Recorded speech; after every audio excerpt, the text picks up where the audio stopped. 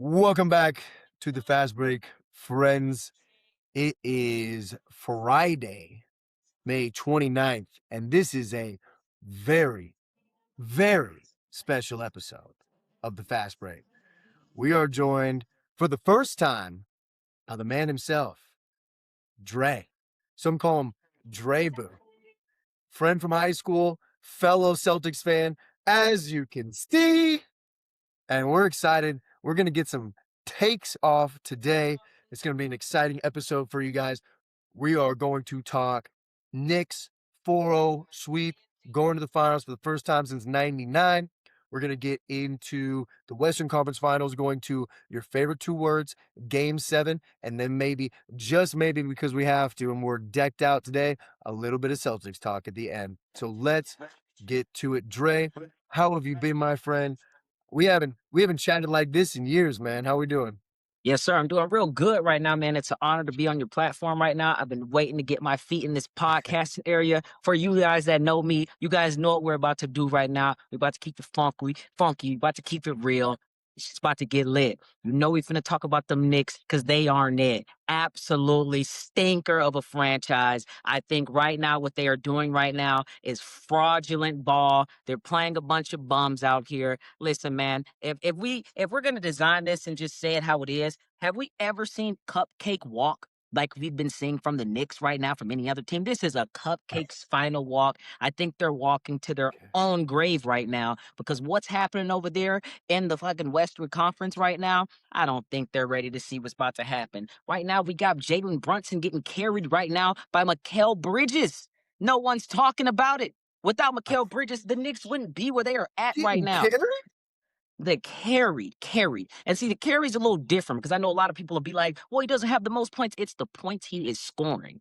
Without him scoring those type of buckets, those clutch, those last second buckets, those buckets that get you over the edge to bring the momentum, the Knicks would not be where they are. I think the Oh, Knicks are shoot. frauds. If Boston was here healthy, Knicks wouldn't be here right now, man. Come on, man. What are we talking about? The run has been fraudulent. Absolutely fraudulent. You got Atlanta Hawks, fraudulent. 76ers, fraudulent. Cleveland Cavaliers, talk about grandpa squad. Come on, man. Like, like, let's be honest here. Like, what are the Knicks about to do to either OKC or the Spurs? When they play a real team. You're going from varsity and high school basketball defense to a Hall of Fame type of fucking offense and defense over there on the West from the Spurs or the fucking OKC. What are the Knicks about to do? I think it's going to be over in Well, four I'll tell you finals. now. I can't lie. The Hmm. road has been easy. The road has been easy. Obviously, series one they got a little bit roughed up by the Hawks until they kind of turned it on and figured it out. Sixers trash without Embiid, banged up. Paul George was finally back to playoff P, choking. And then obviously they got to play this Cavs team who can't decide who should be playing up, in the backcourt and in the front court. Hmm. But I will say, when you look statistically at teams that have won 11 straight playoff games by the amount they are beating teams, the best playoff like winning margin in the history of the NBA, you have to take them seriously. You have to take them seriously. Now, if the Celtics wouldn't have fucked up in that Sixers series, of course we would have at least got 2 games from them. I can't say that we were going to win. We were a deeply flawed team, and Joe Mazzulla had his head up his ass.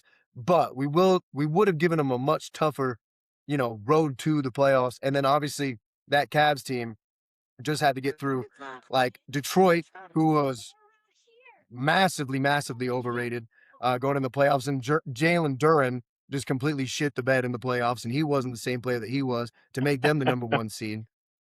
But you got Jalen motherfucking Brunson, who is a stone cold killer in the fourth quarter. And then you got Cat Towns, you got Mikal Bridges, you got Hart, you got Alvarado, you got Anunoby. You got a lot of dogs on that team.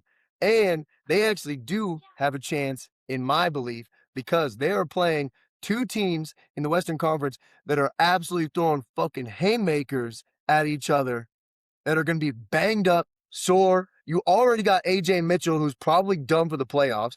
You got Jalen Williams, J-Dub, not the other Jalen Williams, who's going to be banged up regardless because those hamstring injuries are brutal. You can't just suck it up and play. Like you have to rest it to actually get better.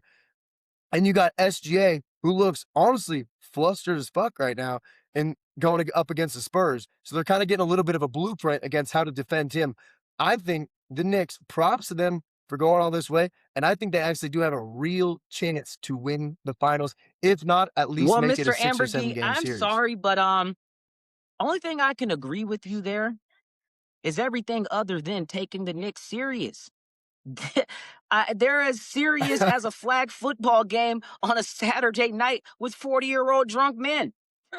I'm being honest here, man. I just don't I just don't see it. Jalen Brunson, killer, he's more of like Jigsaw. He hides behind tricks and things like that. Like he's not a Freddy Cougar. He's not a Jason Voorhees. This guy's not a Michael Myers. This guy's like the little Jigsaw puppet, little guy on the bike. He catches you when you're least expecting it, then sets a little trick to get what he's not a real killer, man. Until this man comes out here and he displays greatness as far as bringing the real trophy home, this Knicks team has been loaded for at least the last 5 years.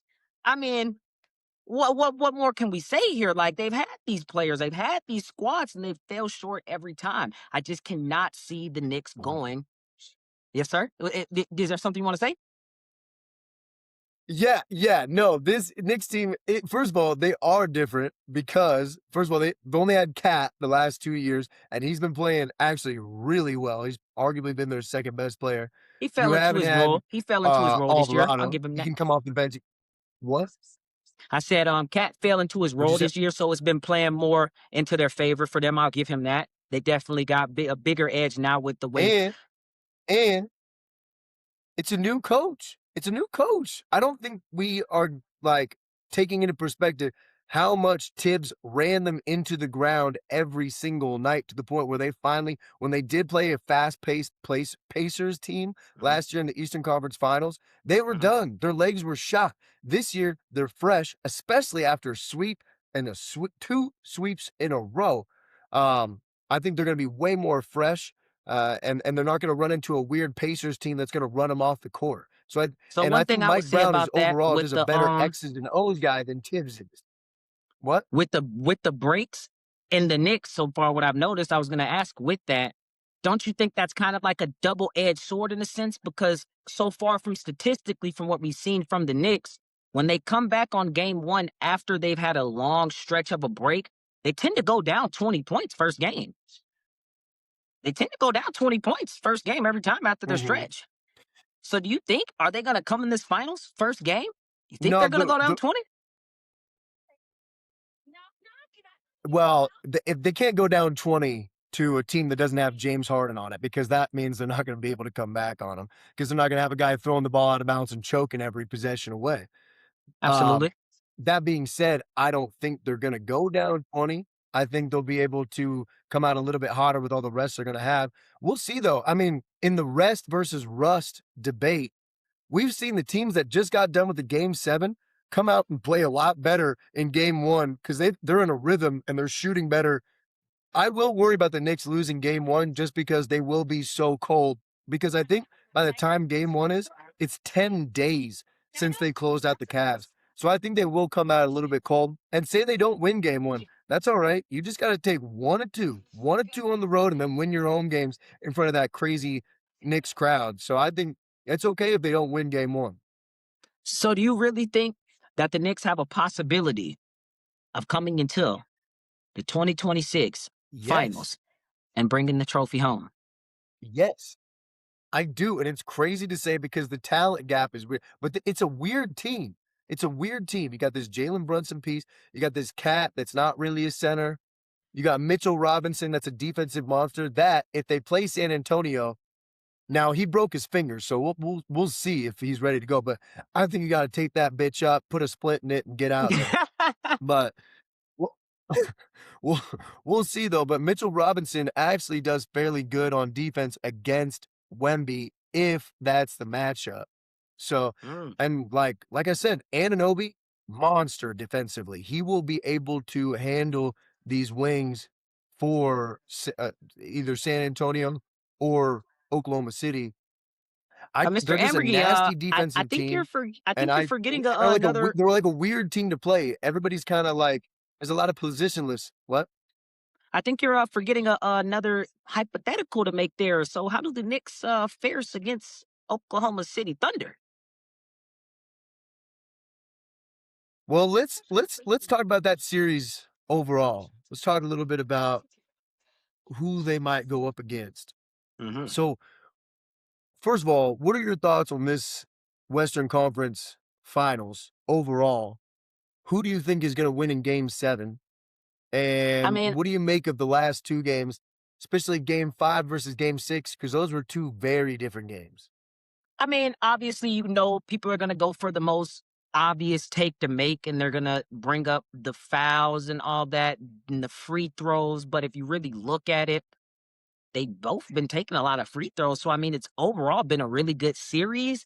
But I don't know, man. When the OKC don't have the whistle working with them, they look like a very regular and very beatable team. And that's no knock on them because drawing Mhm. fouls and getting to the line is a part of the game. But when you're purposefully going out to go score, you're not trying to score first, you're trying to draw a foul.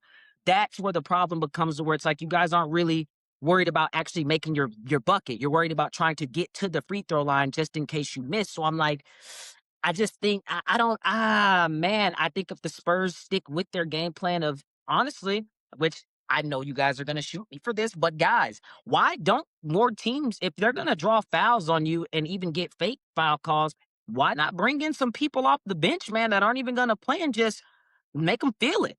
And I think if the Spurs keep Yeah. having that game plan of getting dirty, which sometimes I know a lot of people in here don't want to get dirty, but if sometimes to get the job done, you got to get in that mud. You got to get dirty. You got to get down there and you got to get it. Sometimes you ain't going to be able to get the results being clean when you come home. Sometimes you got to come home dirty. That's all I'm saying. I think if the Spurs continue with that type of energy that they have and they keep bringing that grit to them, I just think they're going to overwhelm them. You got Kobe Bryant. You guys didn't know this guy from a can of paint 2 days ago. You bring him in, you send him in there to hit Shea Gilgeous-Alexander about 2 times. Now he's almost been talked about like a superstar. So I think if you keep bringing that essence of basketball back, where it's not gonna be easy, you're not gonna just go in here and do pretty little Nah, if you bring back that pain, I think the Spurs are gonna get them out of here in 7. And I think it's gonna be pretty easy if they keep the same game plan up.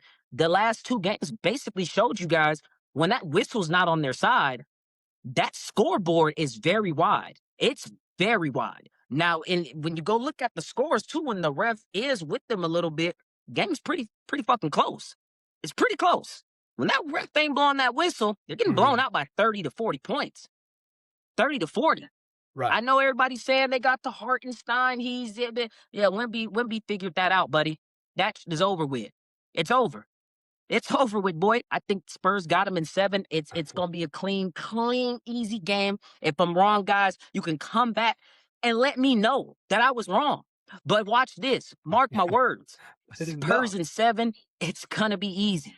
It's gonna be real easy. The OKC dynasty that they thought they were about to start, I'm sorry, the alien has landed on the planet and he stopped all halts to that plan. It's over. Spurs in 7. Spurs in 7. I think I I think Wemby's obviously the key to this whole game. And it's his aggressiveness and it's his aggressiveness early in the first half. If he every time they've won this series, in the 3 games that they've won, he has a usage rate of 40 or better. In the 3 games that they've lost, his usage rate is like in the teens, high teens, mid-20s. So, Yes. I mean, no shit. Obviously, when you get Wemby involved and touches the ball more, as he's probably the best player on the court, good, good things happen. Your team plays better. But they have to, no matter what OKC's doing, is force the ball to him, get him touches in the paint. They have to have a good game plan because realistically, this should be OKC's game. They are at home. They have played in game sevens before. They'd had 2 last year and won both of them. And San Antonio, this crew has never played a game 7 together. They've had a couple of guys that have played in the game 7, but guess what? Harrison Barnes is not going to play that much unless something really bad happens tomorrow. Mason Plumlee, Bismack Biyombo, the enforcers that Wemby will send out to go lay a lick on our boy Jared McCain, which I love, by the way, are not going to be playing that much unless something bad happens. So, but the physicalness is the other key to it. Can the Spurs get Wemby involved and get him near the basket is the biggest thing for me. The second biggest thing is, sadly, the referees. If they are calling everything that OKC wants them to call because they're at home, the Spurs are fucked.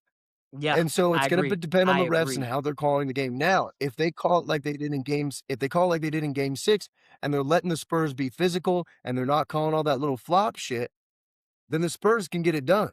You've seen the disparity in free throws on the games that OKC wins is very wide, very wide. It just depends who's calling the game for them. So we're gonna know both those things in the first half of the game if this is gonna be able to be a winnable game for the Spurs.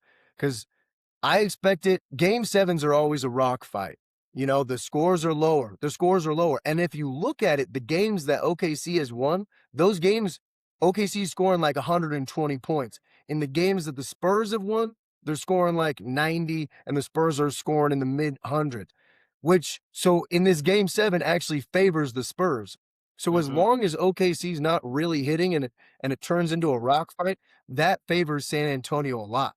But if Alex Caruso and Lou Dort and those role player guys start hitting, if they start hitting, if they start hitting, then it's going to be OKC just like we saw in game Yeah, 7 man. last I year. I don't know what the Lakers were ever thinking getting rid of that man, Alex Caruso. He has been a game changer, franchise changer Caruso. for. He has been absolutely outstanding. I have to tip my hat off to him as much as I don't like to root for anybody other than my C's here, but gotta give Alex Caruso very much credit. It is very evident if he is hitting. Oh, it is a long night. Side note, that Jared McCain boy. Oh man, don't you got a feel for the 76ers? Terrible, terrible decision to get rid of him. He's on a good night. He's a walking 20 fucking points. Walking 20 points easy. And you Yeah. got Jared McCain and Alex Caruso both hitting from the 3, like the way they've been doing in the games they've been winning. Yeah, man. I 100% agree with everything you just said right there. It literally is the blueprint for both teams. If that foul is working, the draw fouls, the Carusos, the McCains, if Hartenstein can stop Wemby from getting into that paint, and if you can force the Spurs to get into more of a point guard running situation, because every time they run their games through the point guards and their guards, Spurs don't do good. Once you get Wemby and that motherfucker starting off the rip, get him in there. It don't matter if it's 10 possessions in a row. As long as you get Wemby going, that's going to break the morale of the other team. And eventually the Spurs just get to rolling from there. You got the Vassal guy from the corner. Oh, my goodness, looking like Ray Allen on Miami Heat. He hits that corner. And it's like every time I've seen him shoot in dire situations for the Spurs, he's hitting that shot. And then we're not going to talk about Castle, all pro bowler, NFL, NBA player. He's out there playing football, basketball on Shea, and it's actually working. So I got to tip my hat off to him too, as much as people don't like it. But basketball needs players like this that's going to get physical. If they're going to call the fouls when you're not fouling them, you might as well foul them. I'm just being honest. So this is honestly, I can't really say the last time I've seen a game 7 Eastern Conference, Western Conference Finals where I'm like, this is a pretty even team where both teams are even, not like a 8 seed beating the second seed, not like one of those where like, but it's genuinely cool. I got you. So yeah, guys, that's it on that one right there. He's got to do some dad duties right there. No, but I'm excited for it. Obviously, there's a lot of legacies on the line. I mean, you know, OKC gets this done and they win the championship. They go into some of the best history of best teams in the history of the NBA, back to back. If SGA gets it done with 2 MVPs in a row and 2 titles in a row, you got to start looking at putting him, top 15, Uncomfortable top 20 of all conversations will time. I have to know be it's had. early, you but Wemby gets this done and he wins the championship. First of all, the league is his already. It's year 3. He's the best player in the league. No question about it. And then you already got to start looking at him as an all-time guy because this is and defensive player of the year title maybe should have been MVP depending on who you ask. I think he's got to be the favorite to win it next year for sure. He's gonna. Mhm. I mean, it'll be a disappointment if he doesn't win 3. But that's one of the things I just love about Game Sevens is like legacies are on the line. Like the NBA will be different based on what happens tomorrow. So I'm just really excited for that. That's another one that. How do you feel You about got any? that You got MVP? any more hot takes on this? Do you think that SGA is playing to the par that shows people, like, let's say if it was casuals watching the game of basketball they've never watched right now, and your first time ever watching is seeing OKC versus the Spurs. Do you think that Shea is showing that he's the MVP over Wembanyama? Hell no. Hell no. If you turned on game, I mean, there's a couple of games for sure. Wemby's had a couple of games. But if you turn, first of all, if you turn on game 1, if you turned on game 6, you wouldn't even think it's close. And it looks that way too. I mean, if you turn the game on, if somebody that never watched basketball before, they would point at Wembanyama and they'd be like, "That's got to be the best player in the league. That's got Mhm. to be the best player I've ever seen in my life." You're saying a Um, 7-4 and man. you wouldn't be, and you would not be wrong. You're watching a 7-4 Seven center. five, maybe 7'6", The seven dude is seven on a putting up good Wilt day. Chamberlain and Bill Russell numbers. The man had 45 points and 25 rebounds in a game. That is NBA 2K stats. Listen, man, I don't like riding for It anybody is other than my Celtics, but I gotta go, man. Spurs, man. I got Spurs winning every single thing here. I think they're going to win the Western Conference. I think Wembanyama is going to be the Finals, Western Conference Finals MVP. I think he's going to go in and steamroll the whatever Brooklyn Knicks, whatever you want to call them, the Bronx Knicks. Yeah, man, he's gonna go steamroll those guys up out of there. Probably get them done in 4. And if I'm being nice, probably get them out of there in 5. I don't think the Knicks are going to be able to handle what the Spurs are going to bring. When that man Wembanyama gets in town, it's going to get brown, if you know what I mean, because people are going to shit their pants. This is going to get real. It's going to get real. I'm just telling you guys now.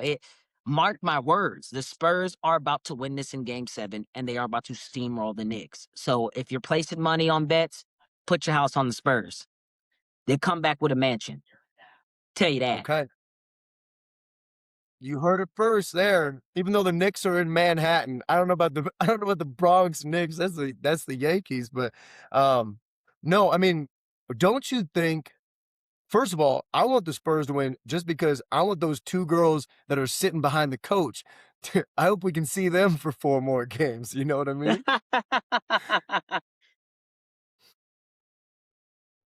We got some ladies with some nice tatas sitting behind Coach Mitch Johnson. Go What look them about the up. how do you feel about the And then we nuns got the at the nuns game? too. I love the nuns. Yes, yes, the Yeah. nuns. Yeah, my ladies. Hey, give it out. Shout out. Shout out to my nuns. Absolutely. And not Kendrick Nunn. Uh who who do you think the Knicks would rather play? Who you think the Knicks would rather play? I think If they'd we're probably being rather honest, play OKC I, I cuz I think they would rather play the Spurs. I genuinely think they would rather play the Spurs than OKC. I don't mm, think they would want to play OKC because from the statistics, the OKC have been putting belt on them. They've been beating them. OKC have been beating them. I mean, what? Jalen Brunson had the one game where he made the 3-pointer after the shot clock. But outside of that, I think OKC is going to be very comfortable with them. They match up really nice with right. them. Very nice. They have Chet. They have Hartenstein. They have this other guy's name. Come on, come on. We got Alex Caruso. We got Shea Gilgeous-Alexander. What is Williams still out? Because if Williams is still out, they still got Um Jared McCain. yeah, J no, J Dub will probably play. Yeah, so yeah, I think they match up with the Knicks on AJ paper. Mitchell will be out. On paper, I'll be nice because the Spurs have been playing pretty good team basketball, and you're getting a lot of people that are having to step. They're such a young team that everybody has to basically step up into that next level. No one on the Spurs is getting that position to be like, I've already been here. I have the experience. What we gonna say, Luke Cornett? Come on, man. What we finna say as far as experience on the Spurs for real? It's not really that much experience on that team. They are the youngest team now. Be that as it may, they Yeah. are playing the other youngest team that were champions. But I just think the Spurs, that's a team where if you get a matchup with them with the Knicks, if you can get Wemby out the game, what? I gotta change my daughter's butt, That guys. no, I mean that's fair. Like obviously, what? I gotta change my kid's butt. So I'll be right back, guys. Pause that break. No, that's all right. I'll we'll pause for station identification on the Fast Break Radio Network. No, Guys, I come here. just to wrap that up, I think that that's a good point. I mean, you don't want to play OKC just because they have the experience. They just did it last year. My big thing would be I think I would rather play them because you don't have this 7'6" freak that's going to be a matchup nightmare for every single team in the league. OKC actually has one of the few guys in Chet that can kind of stop him defensively. Now, I know I was talking about Mitchell Robinson as well, too, but now he's got the broken finger and he doesn't quite have the length that Chet does. Now, there is the inexperience, but the inexperience hasn't mattered so far. They rolled through everybody and they're taking the defending champs to 7. So the inexperience has not stopped or slowed them down at this point at all. So I don't think it's going to matter in the finals either. It looks like I'm just podcasting with a cat right now. If you're watching on the YouTube, it's cat talk, not Carl Anthony Towns.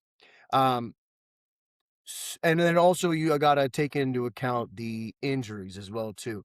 If you're not going to get AJ Mitchell, who was arguably their second best player all year, and Jalen Williams, J Dub, not the center, is going to be at least hampered with the hamstring, then I think with a fully fresh Knicks team besides Mitchell Robinson's finger, which once again will say I think he should play through, then I think um, it evens it out a lot more. And if you can throw Anunoby on SGA, who is a great defender, uh, then that's going to slow him down a lot too, and it's gonna take the role players for OKC stepping up again.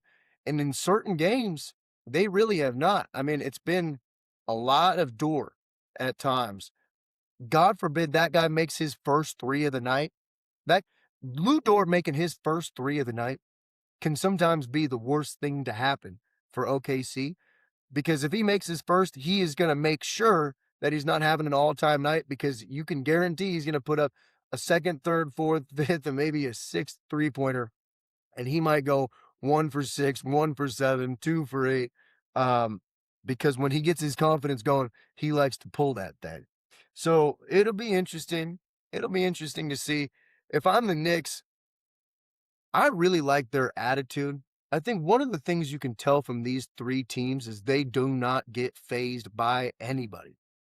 Sit down The for me, Knicks okay? have some tough the Knicks have some tough MFers on that team. The Spurs, obviously, with Castle and Bryant, Wemby is a dog as well too. They do not care who they're going up against. Their average age of like their starters is like 25 years old. They don't have any experience. It doesn't matter. It doesn't matter.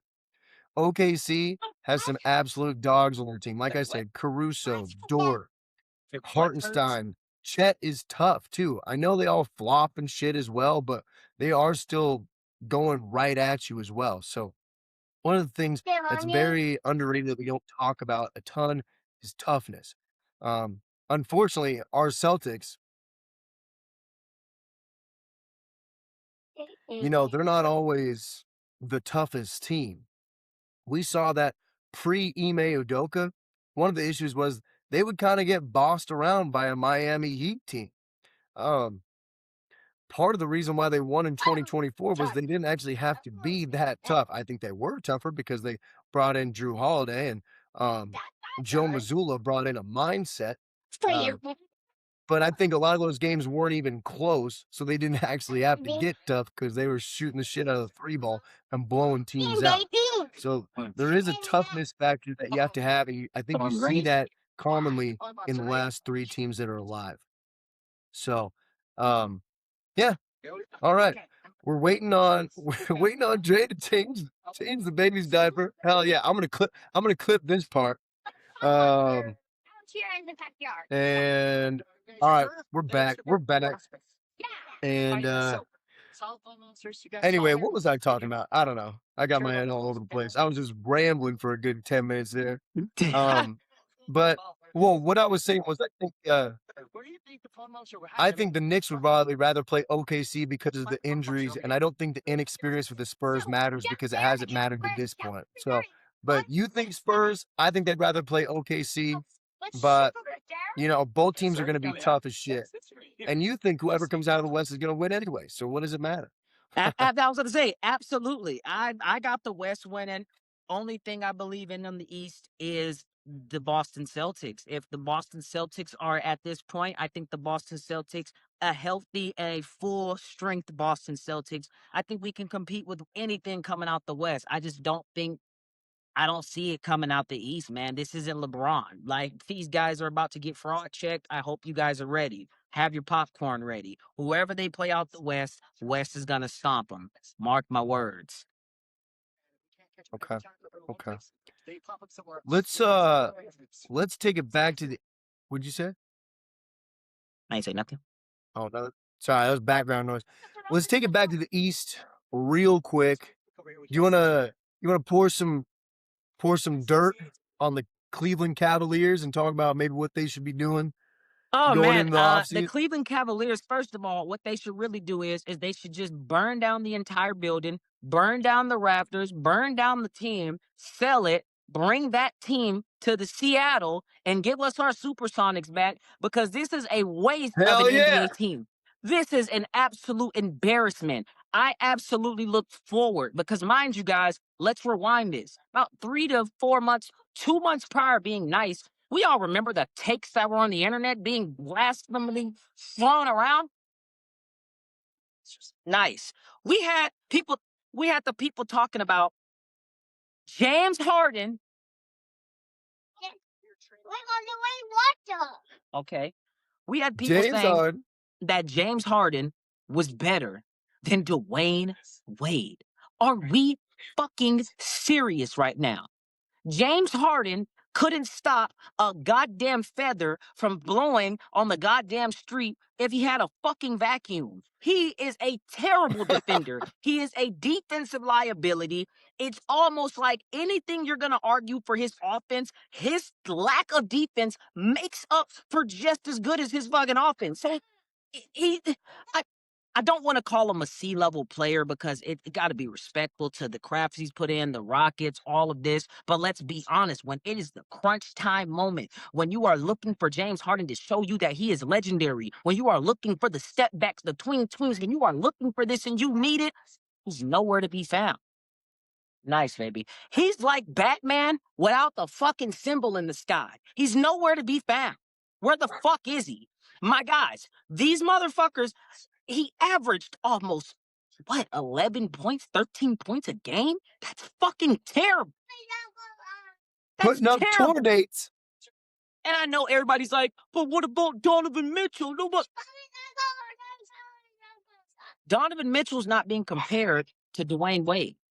If you're being compared to somebody like Michael Jordan, like Kobe Bryant and LeBron James were, guess what? They come out there and they give it to you and they show you why they're being compared to the greats. When your name is James Harden and you haven't won a lick of shit other than MVPs, which are meaningless, and you come out here and you average 15 points a fucking game, yeah, you're going to get the slander you're getting from the people like me right now because, okay, cool, he did that shit when I was in high school. Guys, I'm almost 30. He ain't did shit. What the fuck? Like, my God. Please. Wait. So yeah, guys, when you have a kid, just know that type of things will happen to you. But you got to keep your head strong. Something James Harden can't do. He's out thinking about the strip club in the middle of the game. He lost by 30 points almost. This man has gone out sad in the playoffs time and time and time again. And it's Can't because, wait. guess what? You don't get paid more on your contract for going to the playoffs. So it's basically, I think James Harden looks at the playoffs as free work. And he's not actually getting any more extra money from it. So that's why he doesn't give a shit. Because he's not getting paid for playoff games. So why does he care? He wants to go home so he can go to Magic City. Absolutely. Absolutely. It's almost disrespectful to the fans that even argue for this guy or put money towards him. The guy lost a game, guys, and this guy was fresh and dripped and dipped, saucy. Didn't even look like he played in the league or played at all that day. Guy was in the club 15 minutes after getting their ass cracked. We've never seen this before. We're talking about Ant-Man shaking the goddamn Spurs hand, but ain't nobody talking about this motherfucker out in Magic City in the booty club 15 minutes after losing. That's to show you fucking guys, he didn't give a fuck in the first place. It's and I'm not the guy that's against yo, you don't want somebody to keep getting paid, you want them to lose their job. But the guy's made more than enough money. He's fleeced enough teams. I'm just praying that he doesn't make his way to Boston with his gift of gap and the way these fucking GMs, No, the way these GMs are just signing this guy living off the Rockets hype. I just pray he doesn't make his way to Boston. bro. The James Harden is the ultimate sign of a desperate GM that needs to make a splash and make a buzz. Like you look at the teams that have brought him in. Cleveland, desperate to get to a conference final and potentially a final. Brooklyn, actually, I can't say shit because he did play good in Brooklyn, and that team was a toe away from potentially winning a championship that year. Ran into the Celtics. We killed that. But well, they beat us in 2021 and 2022. They lost to the Bucks when Giannis finally went on his run and Kevin Durant's foot was on the line for the 3-pointer. But gosh, I can't even remember all his stops because it's been the Clippers. The Clippers, the most desperate team in the history of the NBA ever. You know, they'll bring in anybody that can give them a higher upside, but James Harden is just a sign of a desperate team, and the Cleveland's desperate. And guess what? They're probably gonna sign him for like 2 years, 30 mil, because what are their other options? You're probably not gonna get rid of Mitchell unless you really want to blow everything up. You're probably not getting rid of Mobley because Mobley actually was pretty damn good in these playoffs. He was the one guy out there that really looked like he gave a shit. Jared Allen, maybe you move Jared Allen. I mean, I don't know. You got fringe guys. It's not a bad team. I mean, you got like Wade, you got Merrill, you got Pretty Boy Struce. I mean, realistically, this team should have been a lot better and a lot more competitive. And that's why you got to think that a lot of this comes down on Kenny Atkinson, Mr. Kenny Atkinson, who said they technically should have been up in the series 2-1 because the analytics said that based on their shot chart and open shots that they had, they should have won 2 of the first 3 games, which was the craziest sentence I have ever heard, and the most loser shit I've ever heard a coach say in his life. I mean, that's the most. I mean, if you ask Kenny Atkinson, he might have thought he won the series. He might have thought he won the series. It was unbelievable. It's just a shit show. And, honestly, the big winner in all this is LeBron James, because now there's no pressure on LeBron James to go back to Cleveland because they're not close. They're not a LeBron James away from going to the finals. So, he's probably the biggest winner in all this. But it's just kind of a shit show over there, and I don't really know where they go from here. Yeah, man. I don't think Donovan Mitchell and James Harden is gonna be the recipe for success. I'm just being honest. I Well, mean, defense. it's no defense there, man. And I don't know what Mobley. I don't know what Mobley and Allen were doing. They were being talked about as if they were the greatest big man duo all season, and I just didn't see it. And quite frankly, I don't know how the Cavaliers made it this far.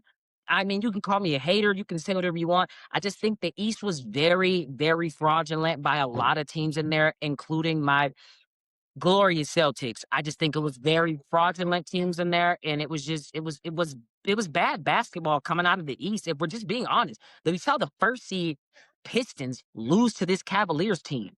We don't know how this make. Obviously, Jalen Duren fucking just completely stunk the fucking club up again. But if we really go through that whole East, it was a lot of fraudulent. It was a lot of fraudulent basketball there. A lot of people that were supposed to lose technically won, and it's a recipe for the New York Knicks to just run through them. The New York Knicks are a very strong team. They have been for the last 4 to 5 years between the Boston, the Miami Heats, the Bucks, the Knicks. We weren't in here talking about the Cavaliers. That was a stepping stone between the best 4 teams in the East. Those were stepping stone teams. These are the teams you have competing against a team like the New York Knicks. And what the Lord knows, what were they gonna do if they made the finals? Finals would have been done in a week and a half. 4 and done. If the Cavaliers was there. Yes. Yeah, guys. So this is how fun this is going.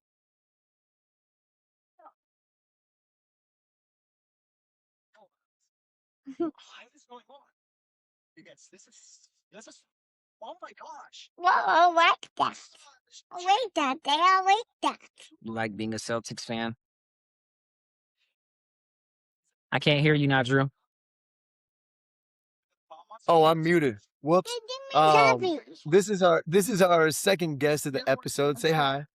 Bria, say hi. Well, you guys will know if you're watching on the YouTube.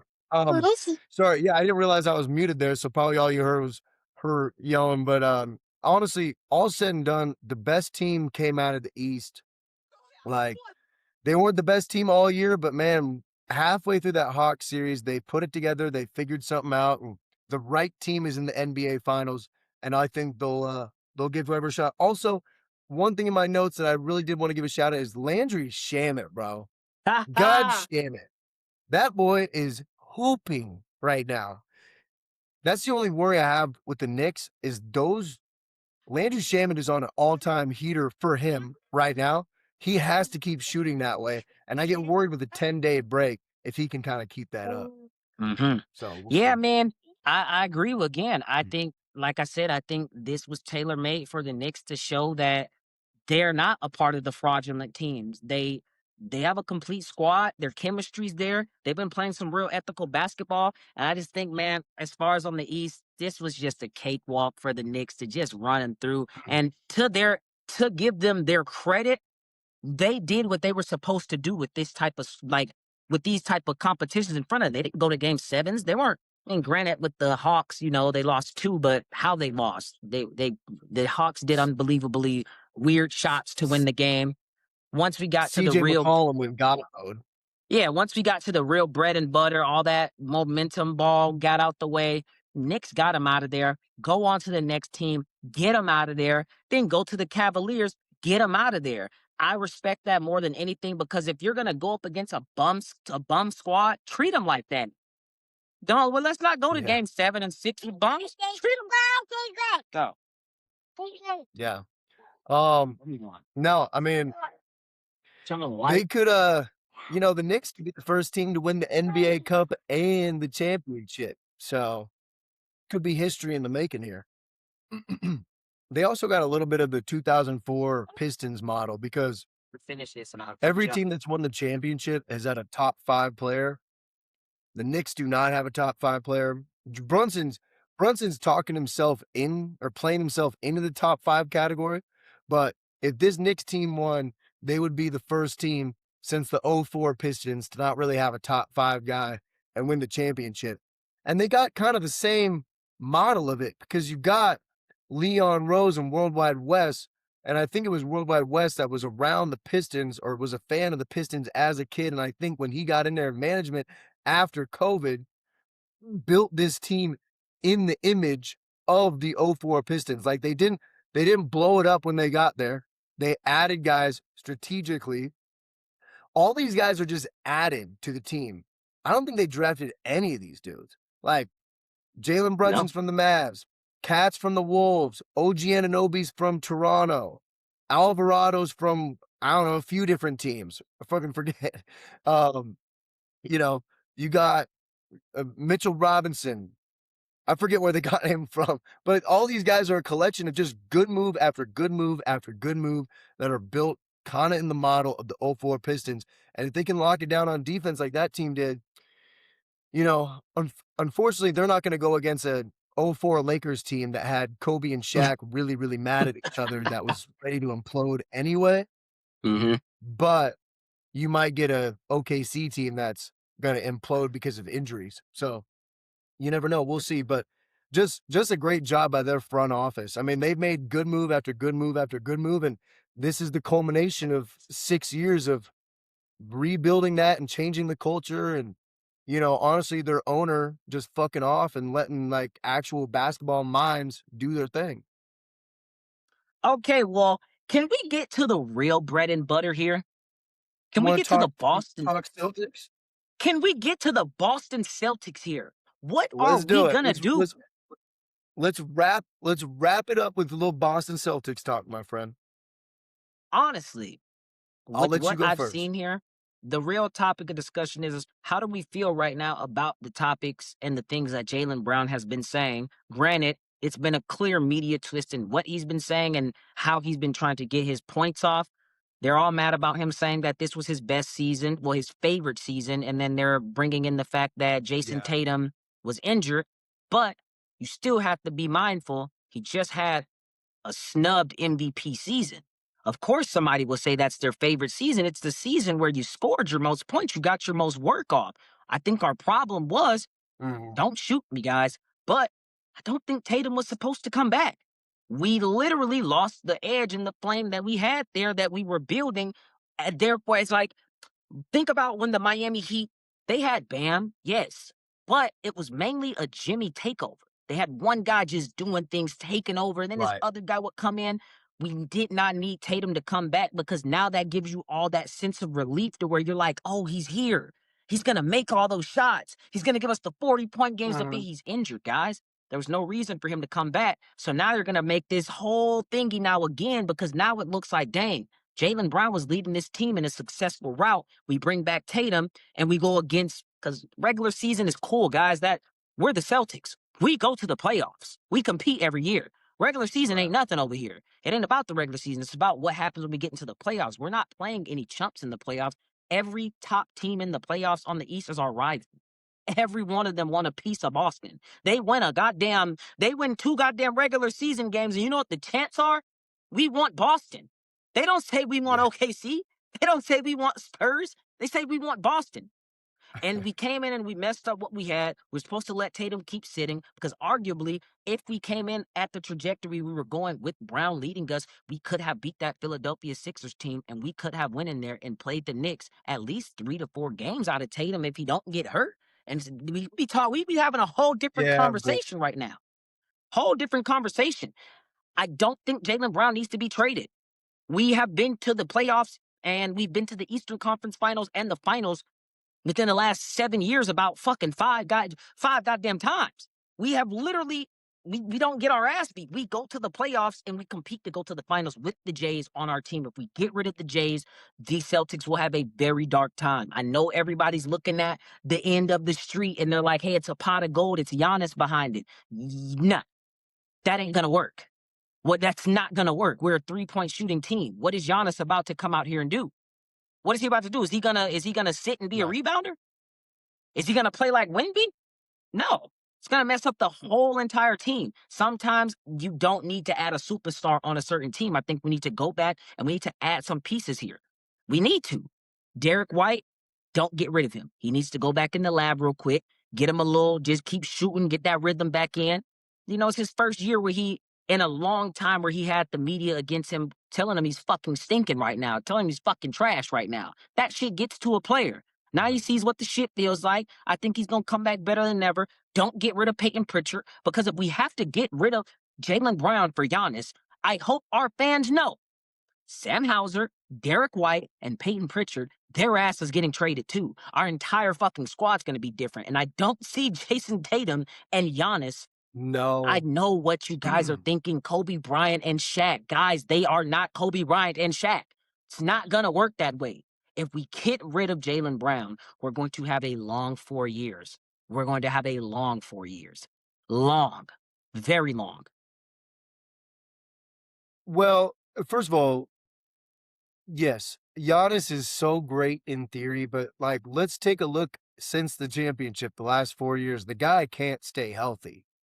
You're banking on an idea of what Giannis is. We have not seen that in a long time. Of course, is he better than Jaylen Brown? Sure. When they're both healthy, yes, I'll admit that. But the best ability is availability, and Jaylen Brown plays every goddamn game. Okay? Giannis does not. Secondly, there's a little thing called chemistry, and Jason Tatum and Jaylen Brown have played together for 8 years. Okay?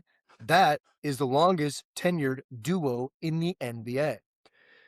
We cannot overreact. Is losing in the first round really disappointing? Yes. Do I think it's the player's fault? No. I think Joe Mazzulla had his head up his ass, and he was doing things that we hadn't done all year long. He stopped playing Hugo. He stopped playing Shireman. And those were two guys that down the stretch of the year were playing phenomenal. He got cute. He thought we had the series in the bag. He left the door open for Philly, and they came back and they took it from us. And then in game 7, we didn't have the guy who may be the best ever in game 7s statistically in Jason Tatum, because he came back too early and his calf got sore, and we didn't want him to tear his Achilles again. Then we find out after the season is over, pardon me, that his calves and his legs are not the same size, which, if you ask anybody coming back from an injury, is not safe. You need both your legs to be at the same strength, or guess what? The leg that's weaker is going to get hurt. And that's what we were trying to not have happen. And then he comes in and we don't ease him in at all. We get one game of like 20 minutes, and then he's right back to playing 35 minutes a game. I don't think it was handled well. I don't think it was managed well. We probably would have been better off if Tatum just took the entire year off. But that's hindsight is 2020. Because guess what? We were the number 2 seed. We were playing better than Detroit, and we thought we could go to the finals. And guess what? If Tatum, if everything worked out and we played well and Joe Mazzulla coached well, we could arguably be in the finals this year. And so what? Windows are short. And I don't blame them for doing it. But looking back, mistakes were made. You cannot freak out. You cannot freak out. You need to, guess what? Hugo was a rookie. Shireman was in year 2, maybe 3. Like, you have talented guys that you just need to trust more. Maybe we can get a little bit more veteran. This year we got under the apron, okay? Give it time until we get all our picks and everything sorted out so that we're not worried about getting sanctioned by the apron, and then we can go spend money again and go on a title run, okay? We have the top 5 to 6 wings in the entire NBA, which is a recipe for success that we've already seen work. Don't freak out. As much as nice as Giannis sounds, Jason Tatum and Jaylen Brown should both be Celtics for life, and that's the way we're going to win more championships, because those guys don't fall out of trees. Big booty bitches don't fall out of the sky, okay? 6'9" wings that play both ways don't fall out of the sky, okay?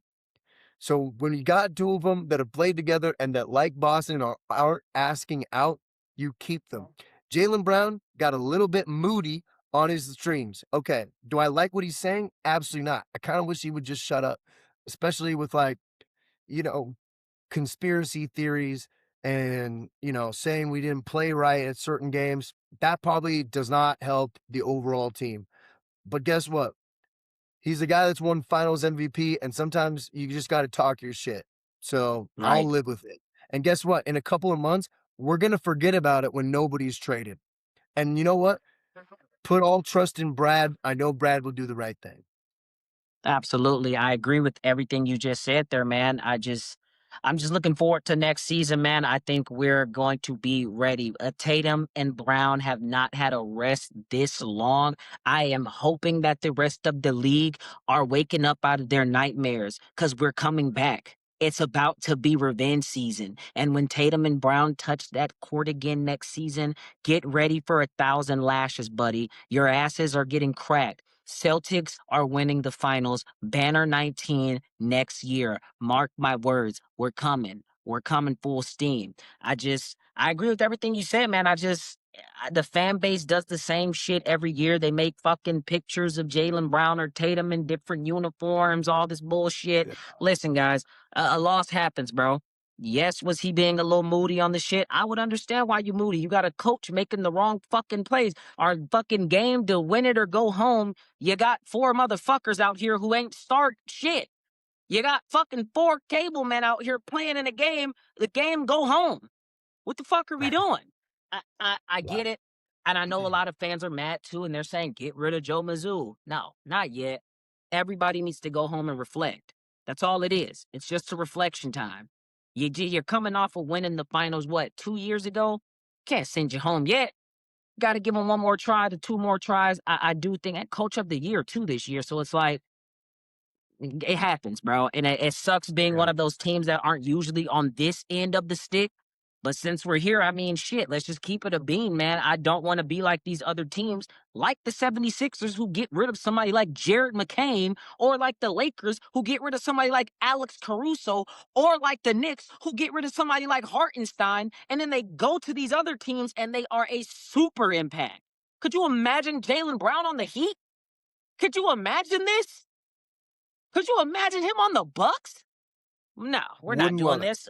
No, absolutely not. I think we need to sit home, let everybody rest, get out your feelings, and I think we come back. And that wraps up what I have to say right now, Mr. Ambergy. All right. Cool, man. It was fun. Felt like we were back at Timberline sitting around the lunch table arguing. That's why I wore this hat. Because I had this hat in high school. I still got it from when we were just shooting the shit. Remember, you used to sitting come in to the my house and car. pick me up and take me to all the events? That's what I'll call it. Yeah. Let's just call it events. All the events. Hell yeah. No, it was we had a good time. What a good time. It was a great say the time. least. One of my highlights in my moment. I told you, you're a GOAT in my book. In my storybook, You're the you're a GOAT. fucking You're the GOAT. GOAT. 2 My goats. stepdad, Jeremy, first thing he says when he meets Drew Ambergy is he looks at him and he says, man, you look like you party hard. And he wasn't wrong. He wasn't wrong. Hell yeah, man. Well, shit. That'll it was good, man. It was good catching up, talking little C's, talking hoops. Love this episode. We'll have to have you on again in the finals. But yeah, man, thanks for coming on. Everybody, actually plug your shit. Like All what right, I'm gonna make one final TikTok, statement. everything. I want all my boys in here. Y'all know who the fuck y'all are. I need all y'all to come in here and just say we here for Unc. Unc is here. Unc sent us. We wanted to hear the yapathon. Let them know we here, man. Give my boy at least 50 likes in this motherfucker just off the rip. Off the rip, come in strong. Don't even play. I don't care if you didn't even watch it. Just get in this bitch and just comment and say, yeah, man, Unc sent us in here. We just gotta do our job real quick. If you don't fucking show up, don't comment on my shit. I ain't commenting back. Pull the fuck up. Let's go. Let's go. Nah. 1,000 They lashes. wrote me off, but I don't write back. All right, man. That'll do it for us. All right, brother.